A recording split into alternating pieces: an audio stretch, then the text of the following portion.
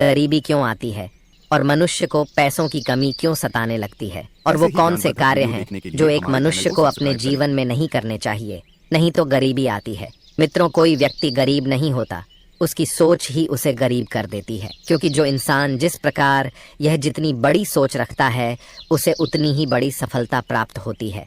फर्क है तो बस अपनी अपनी सोच का। कोई इंसान महीने में लाखों रुपए कमाता है तो कोई करोड़ों रुपए कमाता है, परंतु कुछ इंसानों को 2 वक्त की रोटी तक नसीब नहीं होती है। तो आखिर ऐसा क्यों है, और इतना भेदभाव क्यों कि कोई व्यक्ति बहुत अमीर है तो कोई व्यक्ति बहुत अधिक गरीब, जबकि दोनों को बनाने वाले ईश्वर एक ही हैं। मित्रों, आज हम आपको एक कथा के माध्यम से बताएंगे कि घर में गरीबी क्यों आती है और गरीबी आने का कारण क्या है और कौन से कार्य हैं जो हमें नहीं करने चाहिए जिसके कारण घर में गरीबी आती है। लेकिन उससे पहले अगर आपने हमारे चैनल को सब्सक्राइब नहीं किया है तो सब्सक्राइब कर लें और वीडियो को लाइक कर दें। मित्रों, एक समय की बात है जब एक बार माता लक्ष्मी भगवान विष्णु जी से मिलने के लिए जाती हैं और कहती हैं, प्रभु, आज मैं आपसे एक प्रश्न का उत्तर जानने आई हूँ। तो भगवान विष्णु कहते हैं, हे देवी, बताओ तुम्हारा प्रश्न क्या है, मैं आपको आपके प्रश्न का उत्तर अवश्य दूंगा। तो माता लक्ष्मी कहती हैं, प्रभु, आज मैंने पृथ्वी लोक पर देखा कि एक आदमी बहुत अमीर था और वह अपने महल में रहता था। वही एक आदमी बहुत गरीब था और वह झोपड़ी में रहता था और अपना कष्ट भरा जीवन जी रहा था। प्रभु, इसे देखकर मेरे मन में एक प्रश्न उठ रहा है कि एक आदमी बहुत अधिक अमीर है और एक आदमी बहुत अधिक गरीब है। प्रभु, ऐसा भेदभाव क्यों?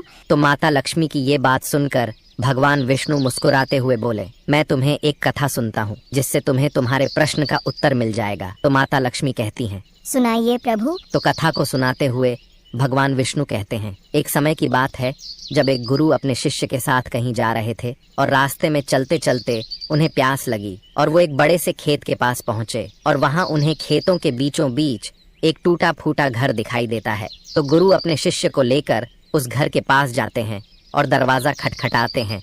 तो एक व्यक्ति दरवाजे को खोलकर घर से बाहर निकलता है। तो गुरु उस आदमी से कहते हैं, हम दोनों को बहुत जोर से प्यास लगी है, तो क्या तुम मुझे पानी पिला सकते हो? तो वह आदमी अपने घर से पीने के लिए पानी लेकर आता है और इन लोगों को दे देता है। और पानी पीकर गुरुजी बहुत प्रसन्न हुए और फिर गुरुजी ने उस व्यक्ति से कहा, आपका खेत तो बहुत बड़ा है, परंतु इसमें कोई फसल क्यों नहीं है? तो वो व्यक्ति कहता है, गुरुजी, ये खेत मेरा नहीं, मेरे मालिक का है और मैं तो बस इसमें खेती करता हूँ और इस साल फसल भी पूरी तरह से बर्बाद हो गई है। तो गुरुजी कहते हैं, तो फिर आपका गुजारा कैसे होता है? गुरुजी की ये बात सुनकर व्यक्ति बोला, गुरुजी, हमारे पास एक भैंस है और मैं उसका दूध बेचकर अपने परिवार का गुजारा करता हूँ और फिर बातें करते करते शाम हो जाती है। तो गुरुजी उस व्यक्ति से कहते हैं, अच्छा, अब मैं चलता हूँ।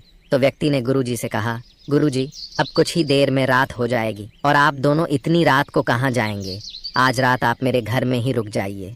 तो गुरुजी ने कहा, ठीक है, और गुरुजी वहीं रुक जाते हैं। और अब आधी रात बीत चुकी थी। तभी अचानक गुरुजी नींद से उठ जाते हैं और अपने शिष्य से धीरे से कहते हैं, अब हमें यहाँ से चलना चाहिए। तो गुरुजी की ये बात सुनकर शिष्य आश्चर्यचकित हो जाता है और गुरुजी से कहता है, गुरुजी, इतनी रात को क्यों?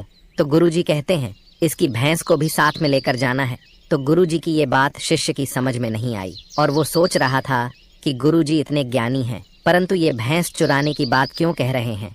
तो शिष्य ने सोचा कि गुरुजी से पूछ लें कि आप इस व्यक्ति की भैंस क्यों चुराना चाहते हैं, परंतु शिष्य की पूछने की हिम्मत नहीं हुई और फिर आधी रात को ही गुरु और शिष्य उस व्यक्ति के घर से भैंस चोरी करके चले जाते हैं और एक जंगल में जाकर उस भैंस को छोड़ देते हैं, जहां से उस भैंस का वापस आना बहुत मुश्किल था।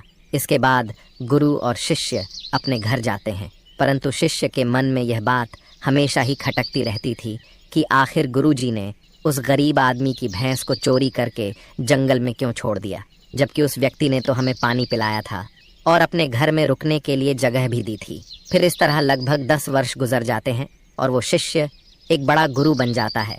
तो वो सोचता है कि क्यों ना उस व्यक्ति से मिला जाए जिसकी भैंस गुरुजी ने जंगल में छोड़े दी थी और उसकी कुछ आर्थिक मदद भी की जाए ताकि उसकी आगे की जिंदगी खुशहाल हो जाए।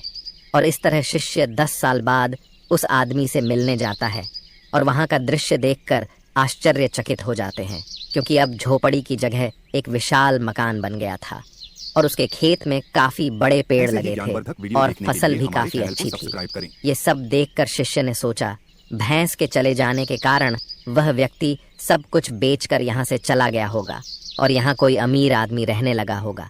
यही सोचकर वहां से वापस लौटने लगा।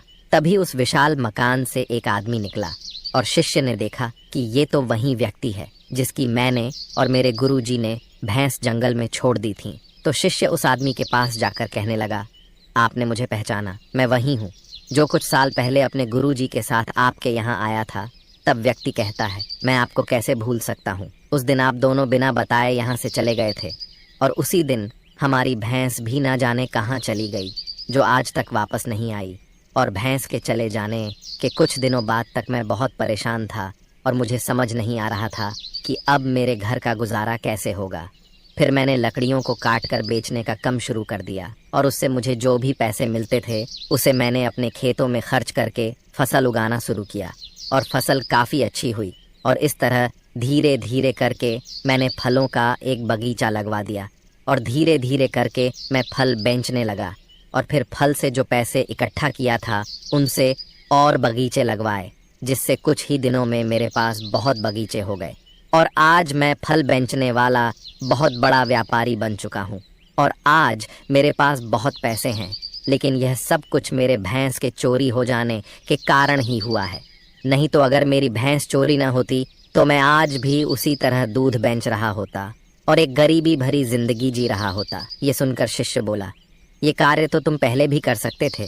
तो वह व्यक्ति बोला कर तो सकता था, लेकिन उस समय मेरा गुजारा एक भैंस का दूध बेचकर हो रहा था और मेरी जिंदगी जैसे तैसे करके चल रही थी। इसीलिए मुझे ये सब करने का विचार ही नहीं आया और बिना मेहनत किए गुजारा करने की आदत पड़ गई थी। परंतु जब मेरी भैंस चोरी हुई तो मुझे समझ आया कि जिंदगी में अमीर बनने के लिए थोड़ी मेहनत से काम नहीं चलता, बल्कि उसके लिए बहुत मेहनत करनी पड़ती है। और मैंने उसी समय यह दृढ़ निश्चय किया कि अब अपने ज़िंदगी में जो कुछ भी करूँगा अपने दम पर करूँगा और इसी वजह से आज मैं इतना अमीर हूँ। और इस तरह भगवान विष्णु माता लक्ष्मी से कहते हैं, हे देवी, मेरी कथा समाप्त हुई। अब मैं उम्मीद करता हूँ कि आपको आपके प्रश्न का उत्तर मिल गया होगा कि कुछ व्यक्ति बहुत अधिक अमीर होते हैं तो कुछ व्यक्ति बहुत अधिक गरीब क्यों होते हैं। मित्रों, इससे हमें ये पता चलता है कि हमें अमीर बनने के लिए बहुत मेहनत करनी पड़ती है और कुछ व्यक्ति केवल इतनी ही मेहनत करते हैं कि जिससे केवल उनका गुजारा हो सके और वो उसी में खुश रहते हैं। इसीलिए गरीब व्यक्ति गरीब ही रहता है और अमीर व्यक्ति और अमीर हो जाता है, क्योंकि इंसान की सोच ही उसको अमीर और गरीब बनाती है, क्योंकि जिसकी जैसी सोच होती है वो वैसा ही बन जाता है। इसीलिए इंसान को सपने अपनी औकात से बड़े देखने चाहिए और जी जान लगाकर मेहनत करनी चाहिए।